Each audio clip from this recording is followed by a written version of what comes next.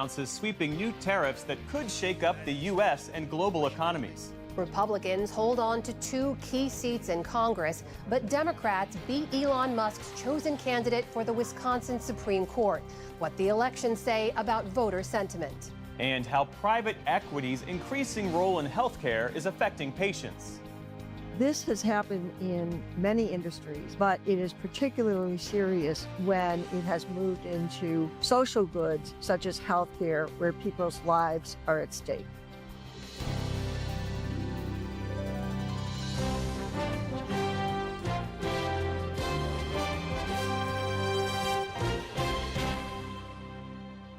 Major funding for the PBS NewsHour has been provided by. In 1995, 2 friends set out to make wireless coverage accessible to all. With no long-term contracts, nationwide coverage, and 100% U.S.-based customer support. Consumer Cellular. Freedom calls. It really matters when you have an opportunity to give back. Being part of something that's bigger than myself, that's what brings me happiness. Being able to integrate your professional career with some of these other things that are important to you, it's critical to be happy at the end of the day. You know, this is our community too, and we want to participate and give back to it. People want those opportunities to make an impact and a difference.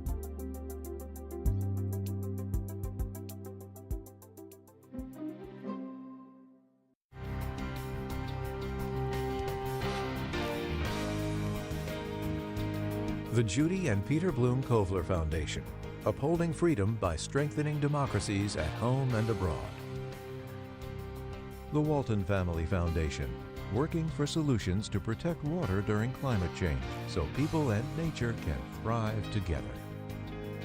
Supported by the John D. and Catherine T. MacArthur Foundation, committed to building a more just, verdant, and peaceful world. More information at macfound.org. And with the ongoing support of these institutions.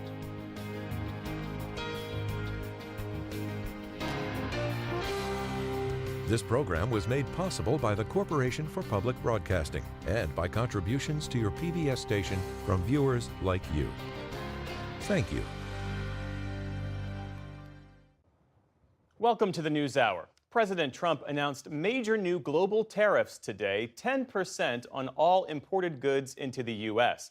And he escalated trade wars with a second set of sweeping tariffs for about 60 countries. During a speech in the Rose Garden, he also issued retaliatory tariffs against many countries in response to what he called unfair trade practices involving trade barriers and other policies. The rates varied considerably, but were quite high in some cases, including a 34% tariff on China, 20% for the European Union, 24% for Japan, and 46% for Vietnam. The president called it an historic day and said the tariffs would revitalize manufacturing in the U.S. It's our declaration of economic independence. For years, hardworking American citizens were forced to sit on the sidelines as other nations got rich and powerful, much of it at our expense. But now it's our turn to prosper. Jobs and factories will come roaring back into our country, and you see it happening already. We will supercharge our domestic industrial base. We will pry open foreign markets and break down foreign trade barriers. As part of today's announcement, the president declared a national economic emergency, which the White House says gives him the authority to impose the tariffs. To help us understand more about all of this, I'm joined again by Robin Farzad, economic analyst and host of Public Radio's Full Disclosure. Great to see you here, Robin. Thank you. So let's just get your reaction to these announcements. Big picture, is this better or worse than what folks were anticipating? It's slightly better than what people were expecting, but the headlines have been so volatile, and he's been chucking and jiving and changing directions and being positive about it and being bearish about it on other days. So a lot was building up to April 2nd, so it could have been a lot worse. So the president held up that chart that we saw that was handed out to journalists as well. It listed all the tariffs that have been imposed on the U.S. by each country and then the tariff that the U.S. would levy in response. What stood out to you about this when it comes to the president's approach to these tariffs? You know, I'm reminded of a tableau. It was Bill Clinton, President Bill Clinton, I believe in 1993, signing NAFTA. And he was surrounded by Bob Dole, Al Gore, I think George Bush Sr. There was so much unanimity over this new world order.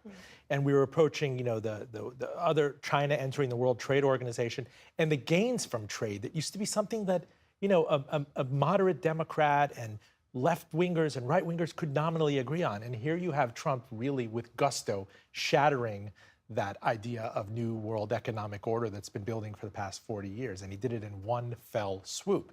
So there's no real playbook for this. We could look back to the Depression and this Hawley-Smoot tariff and various other things that happened, but we've never had anything just line up in one day, just in staccato fashion like this. And I'd be very curious to see what the reaction is from finance ministers across the planet and multinationals over the coming week. Do you get a sense from what we know so far about what industries could be hardest hit and also what consumers should anticipate? Well, look at cars already, right? I mean, everybody has been anticipating something coming down the pike. We've already seen, as you and I have discussed before, significant inflation through the pandemic in car prices, what $40,000 or $50,000 can tell you. And so much of this is perception and self-fulfilling prophecy. If you're a car dealership or a chain of dealerships and you have only so many things on the lot and various things on a CSX, rail car and other things on tankers coming over, you're going to covet that supply. And there are going to be many people that are afraid and maybe want to pull forward a car purchase. Again, what is an American car? What is a Japanese car? Many great Subarus are made in Indiana, right? Volkswagen, Mercedes, Toyota, they have plants here in the United States. There'll be a tremendous amount of confusion, and it might be like kind of buy first, ask questions later. So that baseline 10% tariff goes into effect pretty soon, midnight on April the 5th. The other additional retaliatory tariffs go into effect about a week from now. It's a pretty short timeline. What does this mean for the countries and the companies impacted here in terms of what they can do to get ready? Well, a little bit nefariously, it provides some cloud cover to companies who want to hike prices. We saw that, they called it greedflation disdainfully during the pandemic. But if you're in there and saying, well, we're more uncertain about our supply chain than we were last week, so we have an interest with our shareholders to hike the price. I mean, any car dealership, if you're an American car manufacturer, you can hike prices in reaction to the expected hike. And indeed, the president himself said, let them hike. Let the big three hike. And you saw the head of the AFL-CIO said, it's not so bad if he hikes. So I'm worried about that echo chamber, that reaction. But this is it's going to hit places like pharmaceuticals, shampoos, everyday products, certain produce items that you took for granted, or textile items and towels. It's not easy to just turn around and reshore these jobs and these factories over the course of 6 months. It takes years. We saw the president also mention in his remarks that his policies are bringing down inflation. We should point out, in fact, that inflation has picked up in the first few weeks of the Trump administration. But when you look at the tariffs and as they go into effect, what could be the impact on inflation ahead? Why wouldn't it add to inflation? I don't understand. It could become deflationary if everybody panics and stops spending and the Fed's like, okay, we got rid of inflation, but that's a pretty Luddite move. I mean, it's a roundabout way of destroying the economy. There are easier ways of destroying the economy and getting interest rates down. So that could arrest inflation, but I've never seen that playbook before. There's also the underlying argument by the Trump administration here that there could be short-term pain, but this is for long-term gain, that this will spur domestic manufacturing in the United States. Have you seen evidence of that anywhere? Could it have that impact? We did see, since even look at all the companies that have onshored here, especially in auto manufacturing.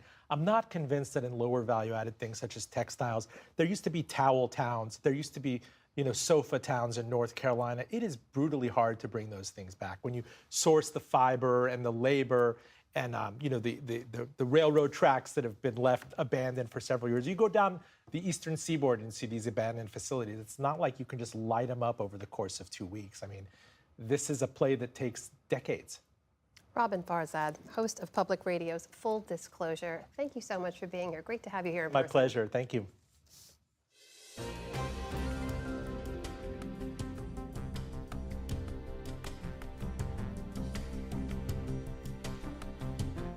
I'm Stephanie Tsai with NewsHour West. Here are the latest headlines. The death toll in Myanmar from last week's earthquake has now surpassed 3,000, and relief efforts are being hampered by the country's civil war.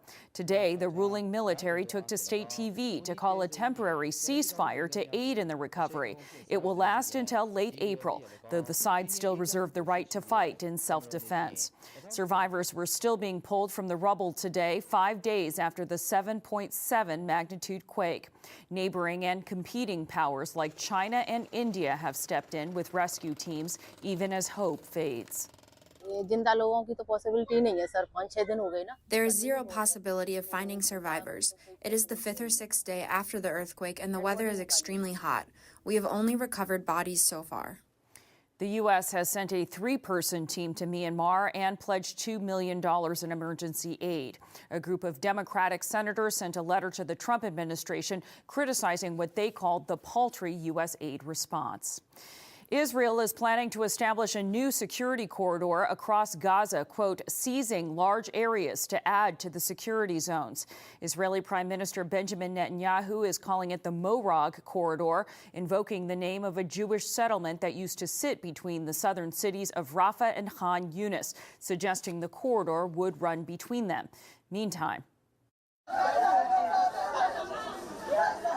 local hospitals say more Israeli strikes overnight killed at least 40 Palestinians, including nearly a dozen children. The UN says Israeli evacuation orders since fighting resumed have rendered more than 60% of Gaza inaccessible to its people.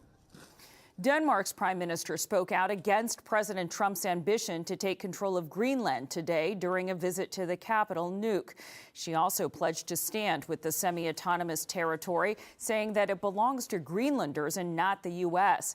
It comes after Vice President J.D. Vance visited a U.S. air base there last week. He criticized Denmark for underinvesting in the territory and failing to keep the island safe. Back in this country, a U.S. official confirmed to the PBS NewsHour that senior Russian negotiator Kirill Dmitriev was at the White House today. He's the top economic and investment envoy in Moscow, the chief of Russia's sovereign wealth fund, and a close advisor to Russian President Vladimir Putin. Dmitriev met with U.S. Special Envoy Steve Witkoff about the ongoing ceasefire effort in Ukraine. He is the most senior Russian official to visit the White House since Russia invaded Ukraine in 2022. The administration has not said what came out of the meeting. A federal judge officially and permanently dismissed the corruption charges against New York City Mayor Eric Adams today. Judge Dale Ho did so with prejudice, meaning the charges can't be refiled. Still, the judge blasted the Justice Department for what he called its troubling rationale in dropping the case. The Trump administration wants Adams' help with its immigration crackdown. Adams celebrated the decision outside the mayoral mansion this afternoon. This case should have never been brought, and I did nothing wrong. I'm now happy that our city can finally close the book on this and focus solely on the future of our great city. Adams also said he'll run for re-election against a crowded field that also includes former New York Governor Andrew Cuomo. That Democratic primary is a little less than 3 months away. The head of Boeing told lawmakers his company made what he called serious missteps in recent years after a door panel blew off a 737 MAX plane last year. After the incident, the FAA imposed a manufacturing cap on the model of just 38 planes per month. Boeing says it has yet to hit that ceiling this year. At a Senate hearing today, Boeing CEO insisted that improving safety, not production rates, is the company's main focus. We can't just fix the defects. We have to get to root cause and make sure the defects go away. I'm not pressuring the team to go fast. I'm pressuring the team to do it right. Thank you. That's the most important thing we can do at this point. Amazon has put in a last-minute bid to buy the popular social media platform TikTok, a Trump administration official confirmed. President Trump met with senior advisors today to discuss a potential TikTok deal. Interested buyers also include Oracle and Blackstone. Tech company AppLovin also put in a bid today. A U.S. ban on TikTok, which Trump has delayed since taking office, is set to go into effect on Saturday if it remains under Chinese ownership. And a passing of note tonight. Val Kilmer has died. The gifted actor was once the youngest ever accepted to the prestigious Juilliard School, and those who worked with him marveled at his range. I don't like you because you're unsafe. That's right. Often playing the brooding anti-hero, he was Iceman, the hotshot pilot opposite Tom Cruise in the Top Gun movies. What is it about the wrong kind of man? It's the car, right? Chicks love the car. And at the height of his career in the 1990s, he played the Dark Knight in Batman Forever. Known to immerse himself in his roles, Kilmer blasted the psychedelic music of The Doors for a whole year when he portrayed the band's frontman, Jim Morrison. Kilmer survived a 2014 throat cancer diagnosis after undergoing 2 tracheotomies. The actor's family said he died from pneumonia at his home in Los Angeles. Val Kilmer was 65 years old. Still to come on the NewsHour, former Secretary of Health and Human Services Kathleen Sebelius on the Trump administration's cuts to the agency. The Supreme Court hears a case that could change access to reproductive care through Medicaid. And West Philadelphia works to address neighborhood problems and threats to democracy through art.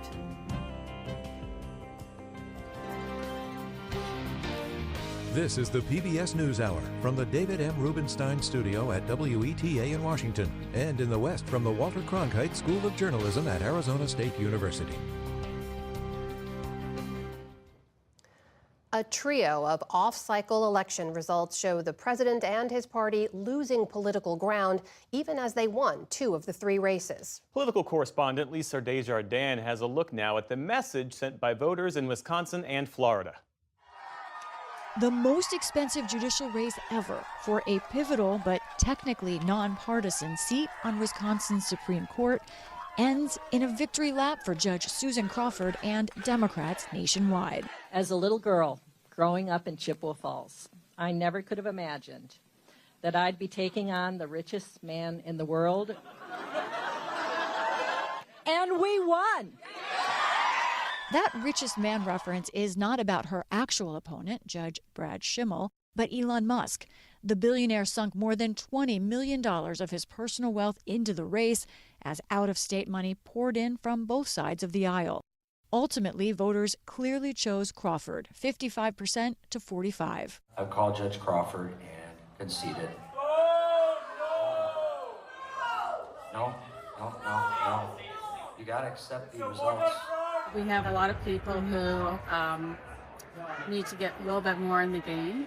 The Republican side, they tend to vote every 4 years. You have a presidential election, and we need people to stay tuned in. In Wisconsin, the race is likely to influence the future of abortion access there, as well as redistricting for and possibly the balance of power in Congress. Zach Schultz covers politics for PBS Wisconsin. I think everyone expects to see some challenges make their way up to the court that would look to redraw what is currently a 6-2 majority for Republicans in our congressional seats. The race is also another salvo in the role big outside money plays up and down the ballot. Elon Musk can attract attention and he can bring out voters, but he does it for both sides of the aisle. I don't think there's any doubt he juiced conservative turnout for Brad Schimmel's campaign. But speaking to a number of liberals and Democrats over the last few days, he juiced turnout on the liberal side as well. Musk downplayed the loss, posting that the most important thing was a ballot measure cementing the state's voter ID requirement. On that, the state voted by an even larger margin, 62% to 37%, to amend the state's constitution and require photo ID at the polls. That's something conservatives see as a win, along with 2 wins from voters in Florida. People don't know me that well. President Trump asked you to vote for me. But now it's incumbent upon me over the next 2 years to show you that I am worthy of that trust. Businessman and state lawmaker Randy Fine won a special election to fill a vacancy left by now National Security Advisor Michael Waltz. That was in one of 2 special elections held in Florida congressional districts where Trump won by 30 and 37 points less than 5 months ago. But Republicans won last night by half that or less. I won last time we looked by 14 points. So I think it's hard to say that's an underperformance. Joining Fine will be Florida's chief financial officer, Jimmy Patronis, filling the seat vacated by former Congressman Matt Gaetz. Those wins give Speaker Mike Johnson a bit more wiggle room, but a still historically tight margin in the House. And Lisa Desjardins joins us now from Capitol Hill. So Lisa, what do these special elections mean for Congress? I think there are two important ways to think about these elections. First, what they mean for the chamber right now. And I mean right now. This is video of something that happened moments ago. The two Florida winners, Republicans, being sworn in to fill those vacant seats. Now, that changes the margins in the House right away. So let's look at what that does specifically. Before today, the Republicans had just a 2-vote margin in the House. They had 218 votes. Now, they've got a 3-vote margin. That might not sound like a big deal to us, but that's a huge deal to Speaker Johnson. They have 220 votes. Now, I will caution people, this is going to change again. There are 2 Democratic leaning seats that are vacant. Those special elections will change things. But this is likely the largest majority that House Republicans will see, at least for the foreseeable future. Now, that brings us to the next most important point, which is what this says about the House Republicans' ability to hold on to the chamber after the next midterm elections. Democrats see a real opportunity from what happened, especially in Wisconsin, because they note that Trump was not on the ballot there or in Florida. And in fact, those margins for Republicans either were not what they wanted or smaller than they wanted. Democrats think then, with Trump not on the ballot again in the midterm, his voters won't come out, and they've got a real opportunity to reclaim the chamber. Well, tell me more about that. Big picture, what lessons are the national parties taking away from this? Republicans will say the lessons is that Democrats have kind of gone too far on issues like voter ID. They point to that in Wisconsin as a real win for them. But really, it's Democrats who seem to have found the biggest lessons from what happened, especially in Wisconsin. It was interesting. I talked to one left-leaning group who works on elections, works in kind of that campaign field. They had their biggest day in history because of this Wisconsin vote. And they said the lesson is that voters are rejecting the idea that Elon Musk, billionaires, can buy their way into the election. That's something Democrats think they can run on. This is a Democratic Party that's been struggling to respond to Trump. They feel like maybe they're getting their footing. Another part of that, of course, is Senator Cory Booker of New Jersey taking to the Senate floor, speaking for more than 25 hours, setting a record. The Democrats and those opposing Trump have wanted action. They're seeing the first beginnings of that, maybe a framework going ahead, so say Democrats. Meantime, Lisa, Senate Republicans are taking steps toward passing key parts of the Trump agenda. Bring us up to speed. What's happening? Right. Okay. So to pass all of the Trump agenda, especially those tax cuts, you have to get a budget resolution through Congress. And today, Senate Budget Chairman Lindsey Graham put out his compromise version. This is a very big deal.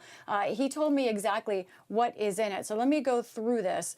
This is a version that would extend the current Trump tax cuts, make them permanent. It would expand those tax cuts as well. They haven't said exactly how yet, but it would raise the national debt ceiling $5 trillion. We know that's something conservatives generally don't like, but that would be part of this. Now, this is something we're going to watch closely the next 2 days. This could pass as quickly as this weekend, but meanwhile, to do this, Republicans say they may ignore the cost of extending the Trump tax cuts altogether. That is an unprecedented budget move. It is untested, and it would be kind of a nuclear type of option, that from the same Republicans who in the past have really decried when Democrats have threatened to change the rules in similar ways. Yeah, more to come on that.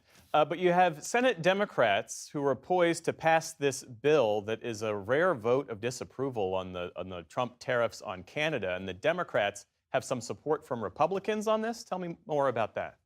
Yeah, let's go through this. We're giving folks a lot of news tonight, but this is on the tariff news of today. Congress has the power to pull back an emergency declaration from the president. And that's what the Senate will vote on today, whether to object to or reverse the emergency declaration involving Canada. Now, this does require a majority vote. And look at this. There are 4 Republicans who have said they are, in fact, against what Trump is doing with Canada. You can see their names there.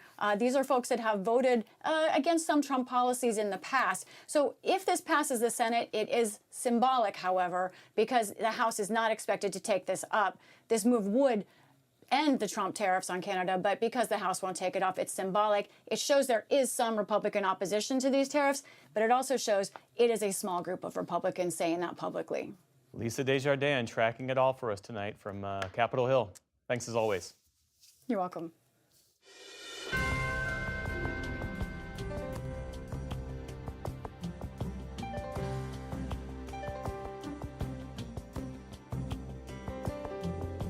There's growing concern over massive cuts to the Department of Health and Human Services as Secretary Robert F. Kennedy Jr. works to reduce the agency workforce by 25%. The NewsHour has invited Secretary Kennedy multiple times to join us on the show. His office has not yet responded. But among the cuts are 3,500 jobs at the FDA, which regulates food and medicine safety, 2,400 at the CDC, the National Public Health Agency, and 300 jobs at the Centers for Medicare and Medicaid Services, which oversees those programs and the health insurance marketplaces. For one view on all of this, we turn now to Kathleen Sebelius, the HHS Secretary during the Obama administration. Secretary Sebelius, welcome to the NewsHour. Thanks for joining us. Well, thanks for having me, Amna. So as you've probably heard, Secretary Kennedy says that he can lose 20,000 workers, that's about 10,000 through cuts, another 10,000 through retirements and buyouts, without affecting the services that the agency provides. This is an agency you have run. Do you think that can be done? Well, unfortunately, Amna, to me, it's another indication of how little Secretary Kennedy understands about this massive agency. HHS is intertwined with state governments, with local governments, with tribal governments, and it's not just about losing some nameless, faceless bureaucrat in Washington, D.C. What the massive layoff will mean is that you lose expertise, you lose timeliness, you lose an opportunity to get not only the best products to market in a very fast manner, but a food outbreak that could occur anywhere in the country. That's part of the FDA's job, is that they work with industry to quickly get those foods off the market so my kid doesn't get harmed by the peanut butter. Here in the heartland in Kansas, we're going to lose health employees from the CDC who have been working closely with our local health offices to monitor outbreaks, to keep vaccines up to date, to make sure that data is shared from state to state. Those employees are all over the country. They will suddenly be gone. We're going to go into hurricane and tornado season very shortly. The first people on the ground when a disaster hits are from the CDC. They make sure the water is safe so people can go back and relocate. We're talking about real impact at every point in the country. And unfortunately, after 6 weeks, my guess is Kennedy has not only not visited the 13 divisions, but he really doesn't know or doesn't care what the people do. We should note that these cuts will now downsize the agency to some 62,000 positions that would remain. Secretary Kennedy has also made an economic argument for these cuts. He has said that HHS is the biggest agency in the government. He said it's twice the size of the Pentagon with $1.9 trillion, suggesting that these job cuts could help to tame the budget. Could they? Do you see that point? Most of the money that is in the HHS budget goes out the door. It's the largest transfer of federal funds to states through Medicaid, child care grants, mental health block grants, agency on aging, help and support, home health services. So this is not money that's hiring people inside of DC offices. It's money that really is essential to health services in every state in the country and in tribal governments throughout our land. So cutting the budget really is not about people as much as it's about really harming the services that go out to American folks. If the personnel isn't there to make sure that Medicare payments go out on time, to make sure that people can enroll and get the health insurance that they're entitled to make sure that the block grants go out on child care and mental health services, those services grind to a halt, and it hurts everyday Americans who desperately need the health services that HHS helps to deliver.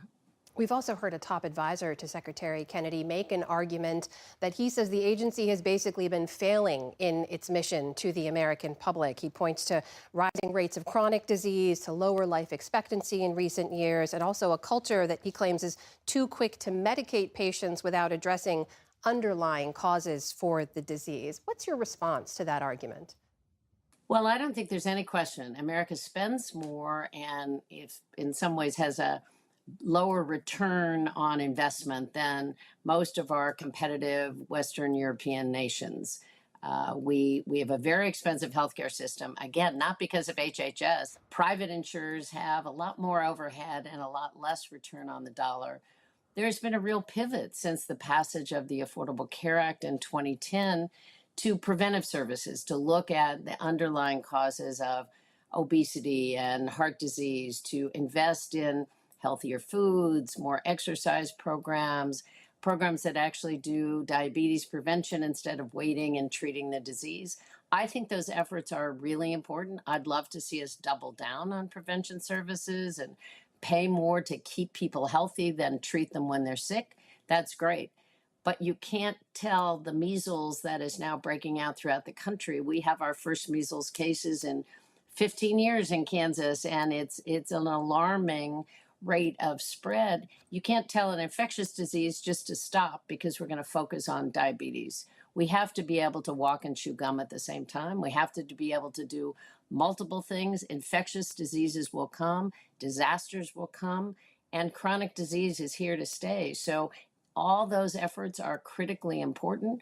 He is clearing out of agencies, from what I can read and ascertain, the top tier of expertise, not people who came in as politicals with one or another administration, but people who have been working in these fields for a long time. As you know, this is all part of the Trump administration's plan and agenda to try to cut what they call bloat in the federal government workforce. You've led this agency, so I have to ask, if there were changes you would suggest that need to be made at HHS, what would those be? What should change? Well, I think any good CEO, private or public company or government, looks constantly at ways to be more efficient. Are there redundant jobs? Can you put people together? I was amused by some of the suggestions that agencies work more closely together that are in very different locations. Some are in Washington, D.C., some are in Atlanta. And while that's an interesting theory, it's very difficult to conduct that mission. But constantly reviewing what can we do better and really keeping the consumer front and center, the patient front and center. What services can we deliver more timely and more effective to the American public? Not where are my grudges, where I want to dispute old and long-term scientifically proven vaccine safety and effectiveness. I think this agency is quickly, unfortunately, going off the rails with leadership who has a very clear agenda, doesn't know really what happens throughout the breadth of this organization, and is likely to do a lot of unintended harm by slashing expertise, slowing down approvals of vaccines and cosmetics and food and drugs, not being able to respond in a timely fashion to food outbreaks or natural disasters. We're going to be in a very vulnerable situation.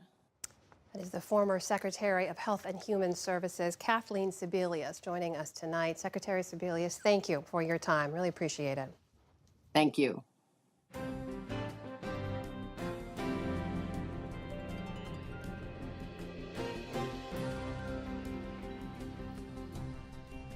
The U.S. Supreme Court heard arguments today in a case that could dramatically change how Medicaid recipients can choose their own medical providers.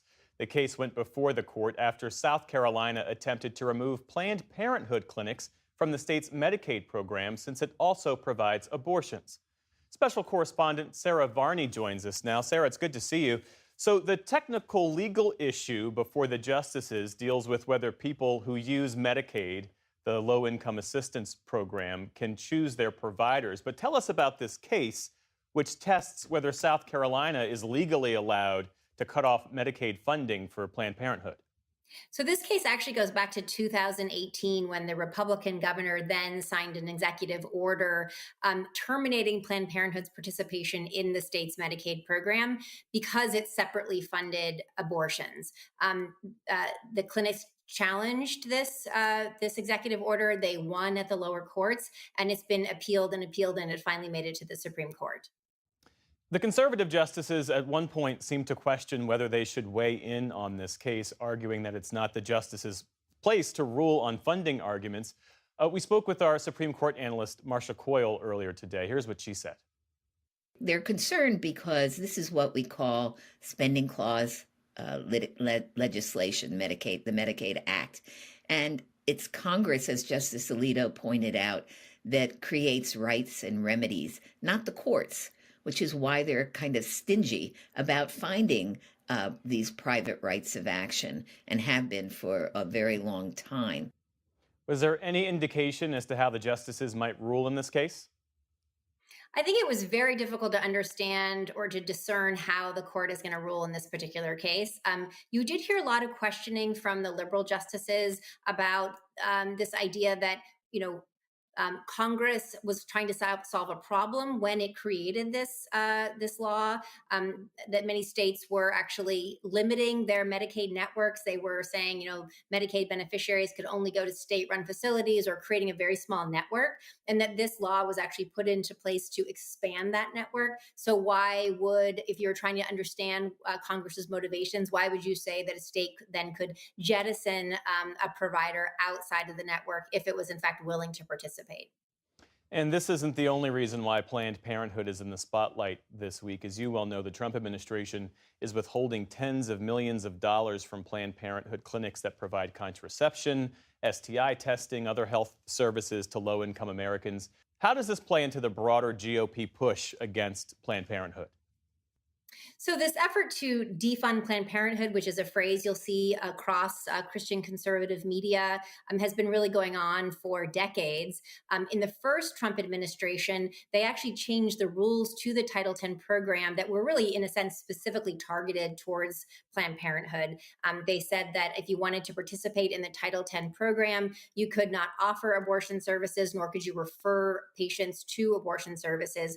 Of course, federal dollars are not allowed to be used for abortion services, with very limited exceptions for rape and incest, and if the pregnant woman's life is in danger. But nonetheless, when these rules were put into place by the Trump administration in its first term in 2019, the entire Planned Parenthood network left Title X, along with many, many other Title X clinics. When the Biden administration came in, they actually reversed those rules. And so many clinics came back in, they kind of reconstituted the Title X clinic.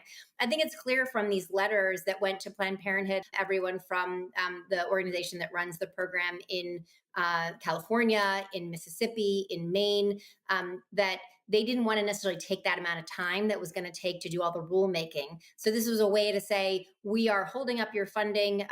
We're going to do an investigation. We expect some remedies. But I think there's a real sense among these beneficiaries, among these providers, that this is just a first step into dismantling the network. And if the Supreme Court rules against Planned Parenthood, what effect might that have on the people who rely on their services? Well, I think the direct effect actually right now is from the withholding of this money. So right now, if you are a Planned Parenthood or you are one of the people or one of the organizations in, say, the California network or the Maine network, and you have a patient that comes in and they want birth control or they want an STI test, you now can't charge that service against the Title X grant. So already right now, this is happening here. I'm in California right now. It's happening here.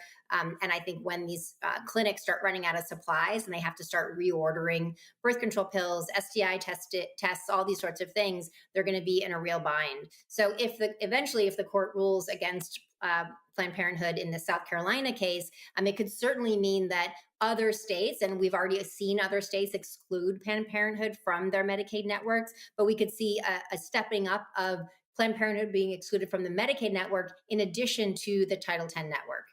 Special correspondent Sarah Varney. Sarah, thanks again. Oh, thank you, Jeff.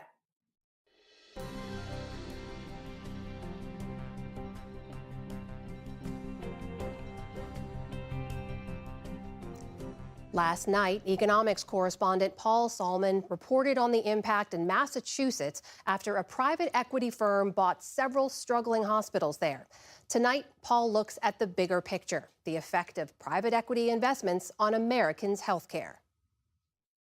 There's a bereavement box,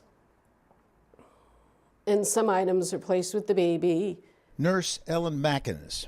And the baby's remains, and that eventually goes to the morgue. She's talking about what happened at her hospital after purchase by a private equity firm, Cerberus, which created a subsidiary, Steward Healthcare, to run 8 struggling Massachusetts hospitals. Stewart didn't have any bereavement boxes. They didn't pay the vendor, so there weren't any. So nurses were having to put babies' remains in bankers' boxes and cardboard shipping boxes. It only happened once or twice, and then nurses went out and bought the bereavement boxes themselves. Plus, 15 deaths were attributed to the care, or lack of it, in the hospitals, 2 now completely shut in the wake of the private equity purchase. Moreover, it wasn't just in Massachusetts. Steward bought 37 hospitals around the country, and more than 450 hospitals nationwide have been taken over by private equity, as well as nursing homes, emergency rooms, doctors' practices, and air ambulances. One analysis finds that private equity investors spent more than $200 billion on healthcare acquisitions in 2021 alone, and $1 trillion over the past decade. It's a real problem. And that problem, says Cindy Friedman, Private equity is a complete opposite of the delivery of healthcare. State Senator Friedman has been trying to rein in private equity in Massachusetts through legislation.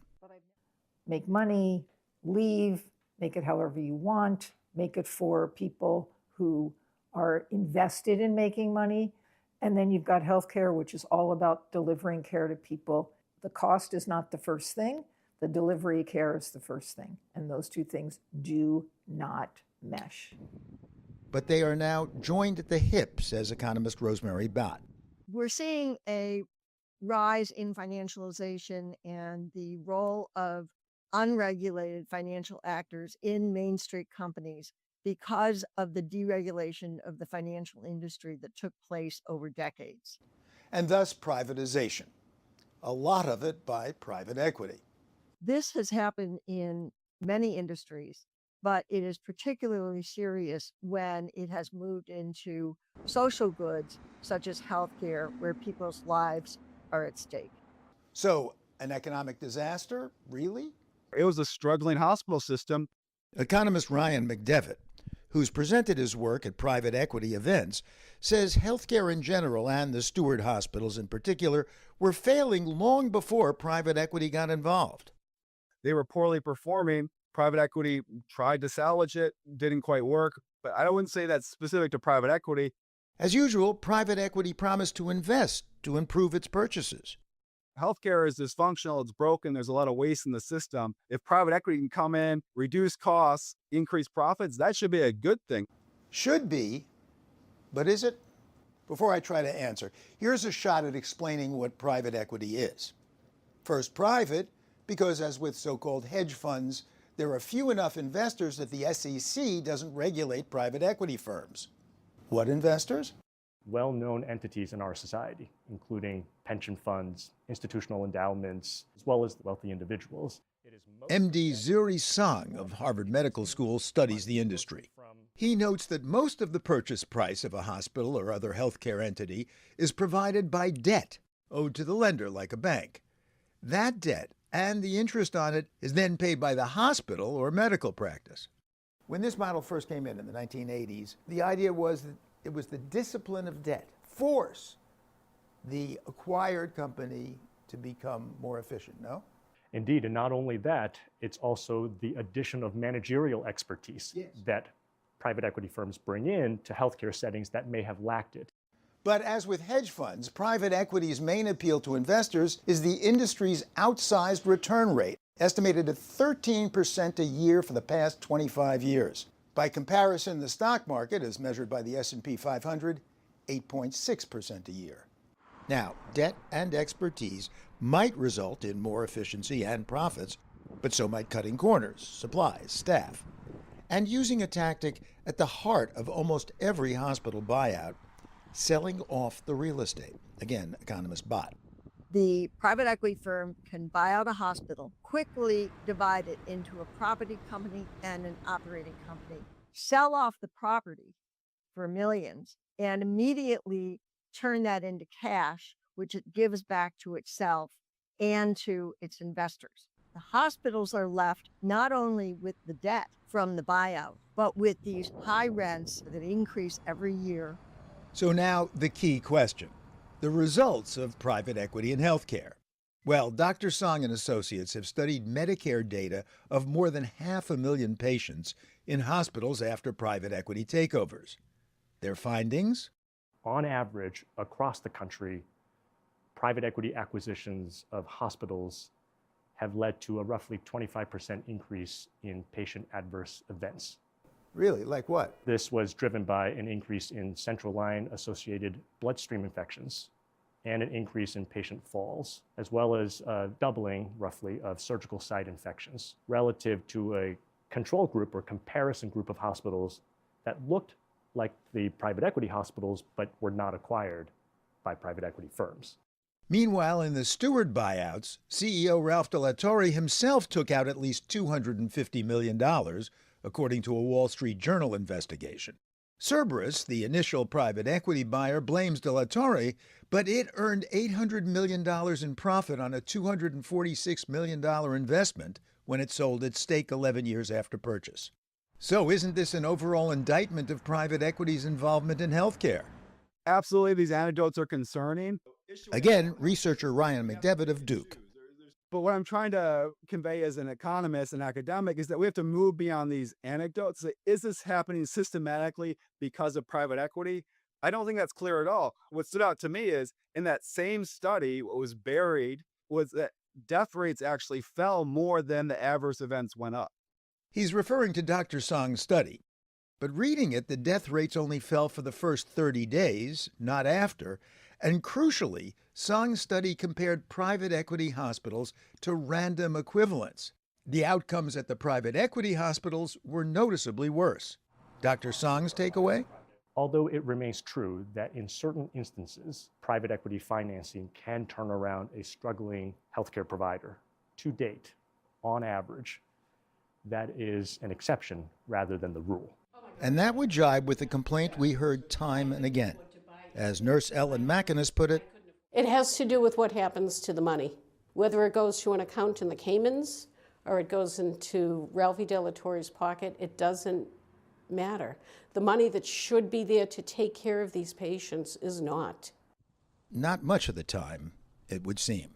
For the PBS NewsHour, Paul Salman.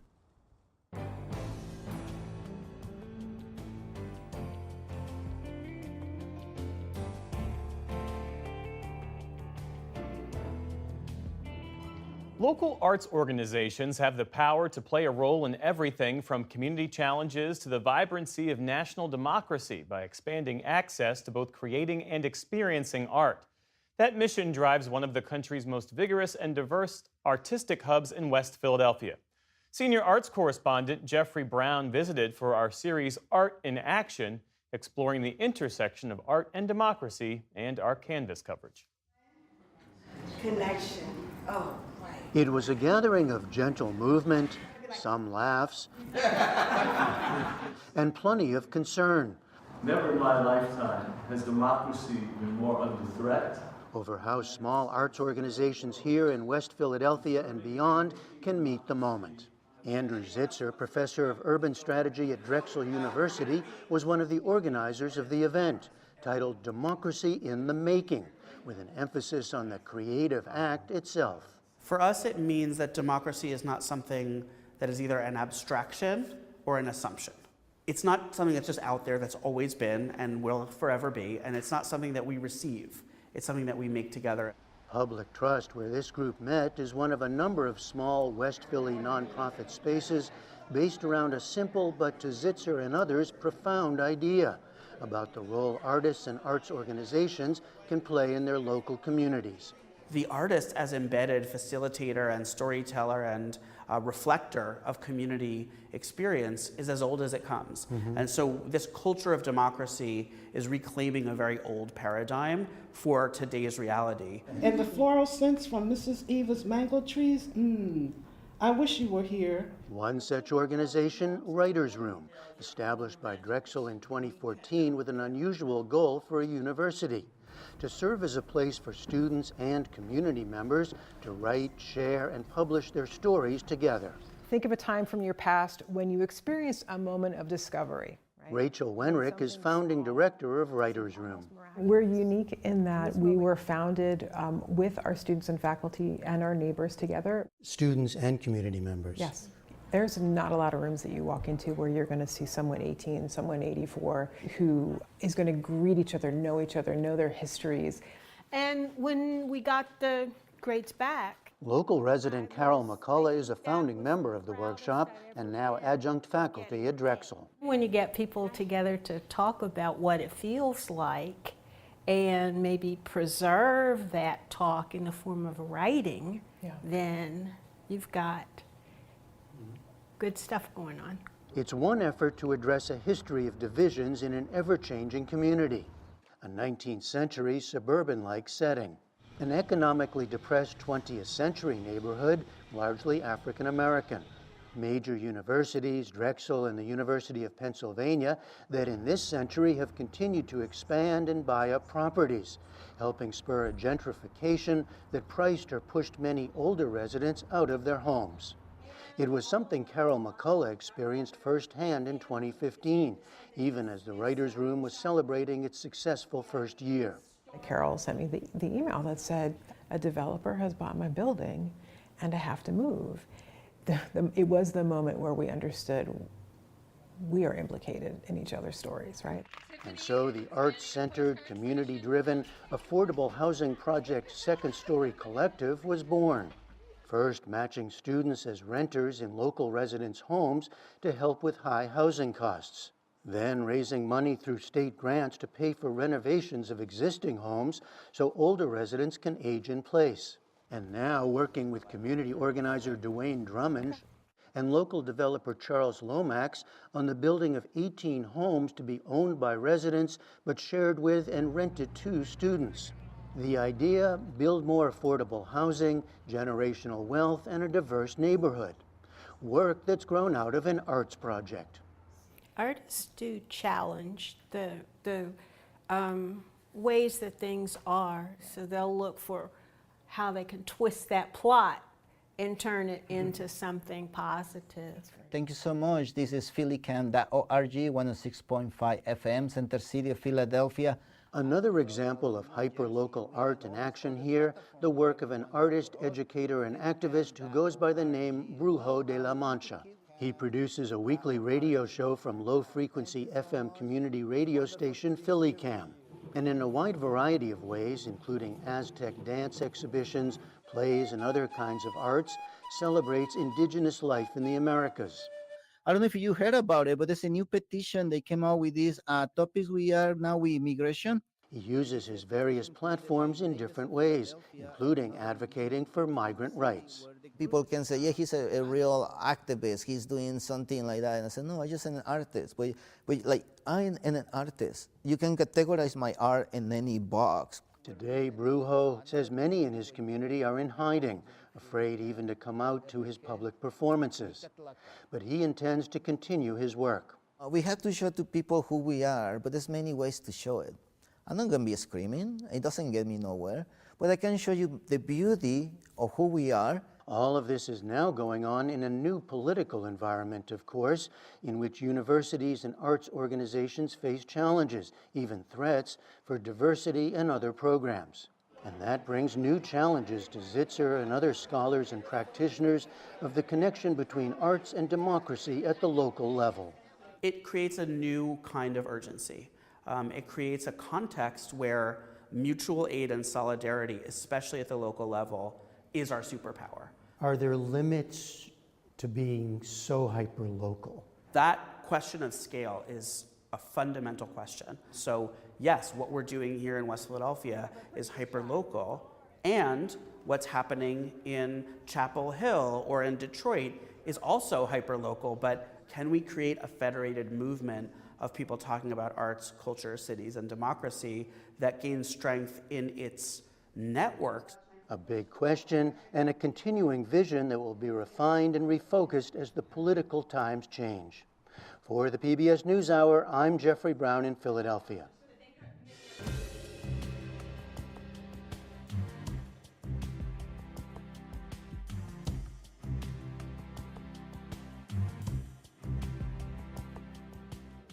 And that is the NewsHour for tonight. I'm Amna Nawaz. And I'm Jeff Bennett. For all of us here at the PBS NewsHour, thanks for spending part of your evening with us. Major funding for the PBS NewsHour has been provided by the Charles F. Kettering Foundation, working to advance inclusive democracies. Learn more at kettering.org. Certified financial planner professionals are proud to support PBS NewsHour. CFP professionals are committed to acting in their clients' best interest. More information at letsmakeaplan.org.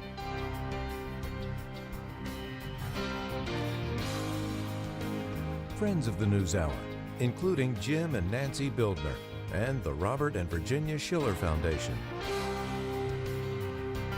The Ford Foundation, working with visionaries on the front lines of social change worldwide. Funding for America at a Crossroads was provided by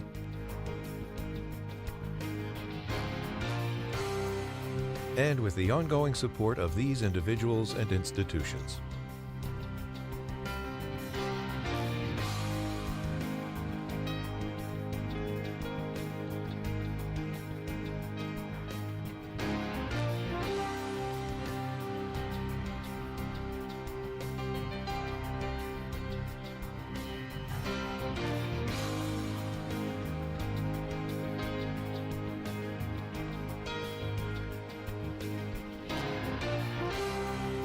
This program was made possible by the Corporation for Public Broadcasting and by contributions to your PBS station from viewers like you. Thank you.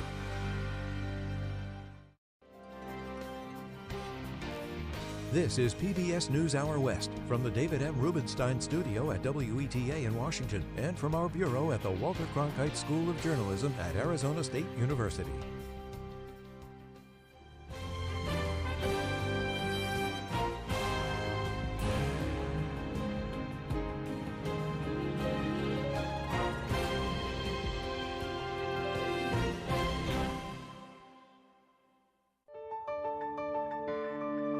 You're watching PBS.